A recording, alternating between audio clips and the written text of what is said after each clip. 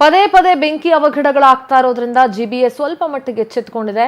K R ಮಾರುಕಟ್ಟೆ Jayanagar complex ನಲ್ಲಿ fire audit ಮಾಡೋದಕ್ಕೆ ಈಗ ಮುಂದಾಗ್ತಾ ಇದ್ದಾರೆ.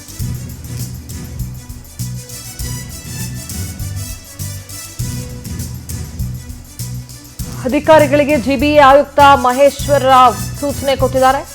ಅವಘಡ ಆದಾಗ ಹೊರಗಡೆ ಬರೋದಕ್ಕೆ ತುರ್ತು ನಿರ್ಗಮನದ ವ್ಯವಸ್ಥೆ ಇಲ್ಲ.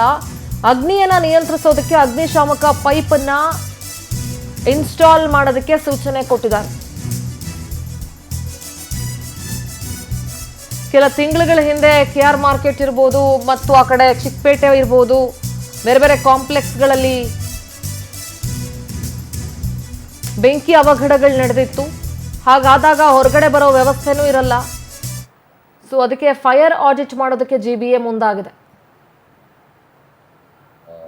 ನಾನು ಫೈರ್ ಆಡಿಟ್ ಗೆ ಸೂಚನೆ ಕೊಡ್ತಾ ಇದ್ದೇನೆ. Because there is a serious problem. ಎಲ್ಲರೂ ನಮ್ಮ ಮಾರ್ಕೆಟ್ ನಲ್ಲಿ ಅನಾಹುತ ಆಗಬಾರದು. ಅದಕ್ಕೆ ನಾವು ನಮ್ಮ ಕಡೆಯಿಂದ ಎಲ್ಲ ಪೂರ್ವಭಾವಿ ಕ್ರಮ ತಗೊಳ್ಳೇಬೇಕಾಗ್ತದೆ.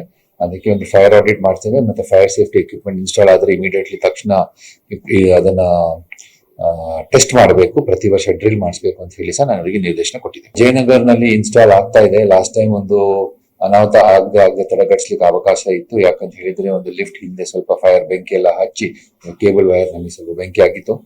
ಲಕ್ಕಿಲಿ ದರ್ ವಾಸ್ ನೋ ಡ್ಯಾಮ್ ಇದು. ಅದಕ್ಕೆ ಅದನ್ನ ಸಹ ಜಯನಗರ್ ಕಾಂಪ್ಲೆಕ್ಸ್ ಇದು